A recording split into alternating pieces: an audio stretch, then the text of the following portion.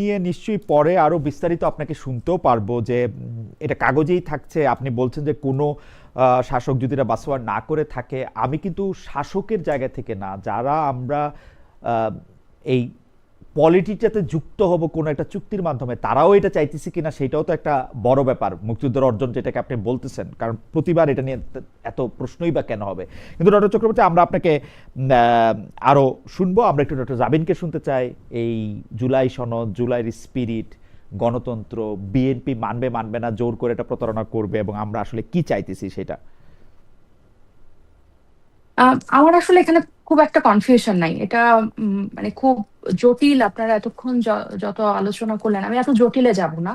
আমি খুব পরিষ্কার, মানে একদম যেটা কনফিউশন ছাড়া আমরা সবাই বুঝি সাধারণভাবে, যে আমরা যখন সংবিধানের এই সংস্কার পরিষদের মাধ্যমে যে পরিবর্তনগুলো আনতে চাইলাম, কেন আনতে চাইলাম? যাতে এটাকে কেউ উচ্চ আদালতে আম, এটাকে উম, বাধা দিতে না পারে, যে বেসিক স্ট্রাকচার চেঞ্জ হচ্ছে। গণ অভ্যুত্থান এটাকে একটা লেজিটিমেসি দেয়। এটা সংশোধনীর থেকে একটু বেশি। এবং এই যে যারা সংসদ এবার গঠন করবে, তারা দ্বারা এই এক্সট্রা পাওয়ারটা পাবে। তো এখানে যে এই এটা যে হবে না, এই গণভোটটাকে যে এভাবে বা জুলাই সনদটাকে যে বাস্তবায়ন করবে না, এটা আমরা যখন ঐকমত্য কমিশনের যখন আলোচনা চলছিল তখনই আমরা টের পাচ্ছিলাম। বিএনপি যেসব বিষয়ে বাধা দিচ্ছিল, নোট অফ ডিসেন্টের আগেও তারা যেভাবে যুক্তিতর্ক করছিল, এবং পুরো দেশে একটা অনেক বড় হাঙ্গামা হয়ে যাচ্ছিল, পরিষ্কার বোঝা যাচ্ছিল যে বিএনপি এগুলো থেকে সরে আসবে। এবং আজকে একটু আগে, আপনার প্রোগ্রামের একটু আগে আমি খবরে পড়ছিলাম যে প্রায় 98টা অধ্যাদেশ তারা অন্তর্বর্তী সরকারের হুবহু রাখলেও 16টাতে তারা যাতে ইমিডিয়েটলি আইন না হয় সেটা করেছে। তার মানে 90 ডেজ এর মধ্যে যদি আইন না হয়, এগুলো ল্যাপস হয়ে যাবে। এখানের মধ্যে জাতীয় মানবাধিকার অধ্যাদেশ আছে, গণভোট অধ্যাদেশ আছে, দুদক আছে, গুম প্রতিরোধ আছে, অনেকগুলো আছে, প্রায় 16টা অধ্যাদেশ। তাহলে এটা কিন্তু পরিষ্কার যে বিএনপি তাদের কথা রাখে নাই। যে তারেক রহমান সাহেব নির্বাচনী প্রচারণায় গণভোটের পক্ষে উনি হা ভোট চাইলেন, কেন উনি একটা বারও উনি তার অবস্থান সংসদে কোনো কথা টু শব্দ করলেন না, খালি তালি দেওয়া ছাড়া? আমি জানি না। এই এই ওনার মুখ থেকে এই গণভোট আর রেজাল্ট নিয়ে বা জুলাই সনদের বাস্তবায়নে তারা আহ মুখে বলছে। বেশ কিছু বিতর্ক আমরা দেখছিলাম, আপনার নিশ্চয়ই মনে আছে যে বিডার চেয়ারম্যান যখন খুব ভালো একটা প্রেজেন্টেশন দিয়েছিল, তখন এটা নিয়ে খুব সমালোচনা হয়েছিল যে প্রেজেন্টেশন দিয়ে বাংলাদেশের পেট চলবে না। আমি বলতে চাই, এরকম ভালো বিতর্ক দিয়েও বাংলাদেশের পেট চলবে না। কারণ যেই এই প্রস্তাবগুলোর মধ্যে, জুলাই সনদটার মধ্যে কি ছিল? যে সরকারের নির্বাহী ক্ষমতাটাকে চেক অ্যান্ড ব্যালেন্স, বারবার বারবার আমরা এই কথাটা বলেছি, আপনি সবকিছু ভুলে যান। এখন একচ্ছত্র ভাবে যারা সরকার গঠন করবে, তাদের কিন্তু কোনো ধরনের চেক অ্যান্ড ব্যালেন্স হবে না। এই যে আপনি বললেন, আপনি গুম হলে কেউ আপনার পক্ষে কথা বলবে কিনা, কিভাবে বলবে? কারণ ওই মানবাধিকার কমিশনের প্রধান তো নির্বাচিত হবে সরকারের লোক, দুদকের প্রধান নির্বাচিত হবে সরকারের লোক, নির্বাচন কমিশনের প্রধান হবে সরকারের লোক, উচ্চ কক্ষ হবে নিম্ন কক্ষের রেপ্লিকা। সো এখানে কোনোভাবে ওই এক যা ছিল ওই সাংবিধানিক ধারাবাহিকতার নামে হুবহু বিএনপি তাই রেখে দিল। এবং এটার উল্টা দিকে কি হলো, যে কেন বিরোধী দল এটাকে অপোজ করতে পারছে না?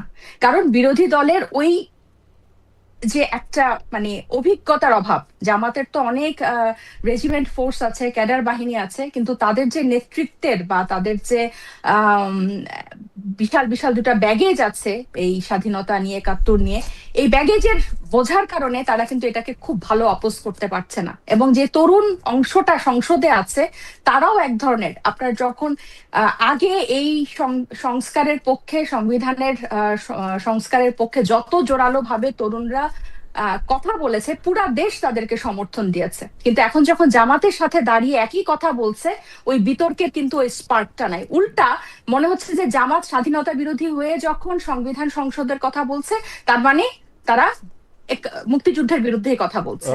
মানে এখন আপনার যখন নির্বাহী ক্ষমতাকে চেক অ্যান্ড ব্যালেন্স দেওয়ার জন্য আপনি যখন সংবিধান পরিষদ সভার কথা বলবেন, তখন ব্যাপারটা হয়ে যাবে যে আমি, তারা মনে হয় একাত্তরের বিরুদ্ধে কথা বলছে, স্বাধীনতার বিরুদ্ধে। সো আমার কাছে মোদ্দা কথা হচ্ছে এই সংসদটা বা এই জুলাই সনদ নিয়ে বাস্তবায়ন নিয়ে কথা বলা এখন অনেকটা ওই ট্রেডমিলে হাঁটার মতো। আপনার ক্যালোরি খরচ হবে কিন্তু আপনি কোনো গন্তব্যে পৌঁছাবেন না, এটা ডান। ক্যালোরি এটা খরচ আজকে যে অধ্যাদেশগুলা অনেকের জন্য রহিত হয়েছে, আইন পাশ হয় নাই, সেগুলা এই 30 দিনের মধ্যে কিন্তু বাতিল হয়ে যাবে। অনেক- সো যেই লাউ সেই কদুই কিন্তু রয়ে গেল। আমি এটা একদম পরিষ্কার যে বিএনপি তাদের কথা রাখে নাই, এবং বিএনপিকে বাধা দেওয়ার জন্য যে আমি শক্তিশালী বিরোধী দল থাকার কথা তারাও কম্প্রোমাইজড। আমি শুধু ডক্টর জাবির, আমি দুই তিনটা বিষয় একটু আপনার একটু দৃষ্টি আকর্ষণ করতে চাই। একটা বিষয় হচ্ছে যে আপনি বলতেছিলেন যে এগুলি জিনিসটা আসলে সংবিধানে অন্তর্ভুক্ত করা দরকার পরবর্তীকালে, যাতে সেটি উচ্চ আদালতে চ্যালেঞ্জ না হইতে পারে। আমরা খোদ সংবিধানে যা আছে তাকেই আসলে পাত্তা দিতে দেখি না, ওইটার মধ্যে কি থাকলো না থাকলো চ্যালেঞ্জ, মানে ওইটা আবার কেন এত গুরুত্বপূর্ণ। এবং এক ক্ষেত্রে কারণ এবার এটা এটা এটা আমি আপনার নিশ্চয়ই মনে আছে, আমি তত্ত্বাবধায়ক সরকার ব্যবস্থা কিন্তু 91 এর আমি অভ্যুত্থানের পরেই কিন্তু এটা অন্তর্ভুক্ত আমি হয়েছিল। সো আপনার জুলাই তো প্রতি বছর আমি হবে না। শেষ করি যে আপনি ভালো বলছেন যে তত্ত্বাবধায়ক সরকারের কথা, সেই তত্ত্বাবধায়ক সরকারের কথা বাতিল হইতেও, যেটা সংবিধানের একটা অংশ ছিল, সেটা বাতিল হইতেও কিন্তু আসলে শক্তিই লাগছে, আর কিছু লাগে নাই। আমি যেটা প্রশ্নটা করতে চাই যে আপনারা সংবিধানটাকে ছুঁড়ে ফেলে দেওয়া, 72-এর সংবিধান বা সংবিধানটাকে বাতিল করার ক্ষেত্রে এত সিরিয়াস কেন? যেই কথাগুলি আপনারা বলতেছেন যে জুলাইতে আপনারা ক্ষমতার মধ্যে ভারসাম্য আনতে চান, সেই ভারসাম্য আনার ব্যাপারে বিএনপি তো একবারের জন্য বলে নাই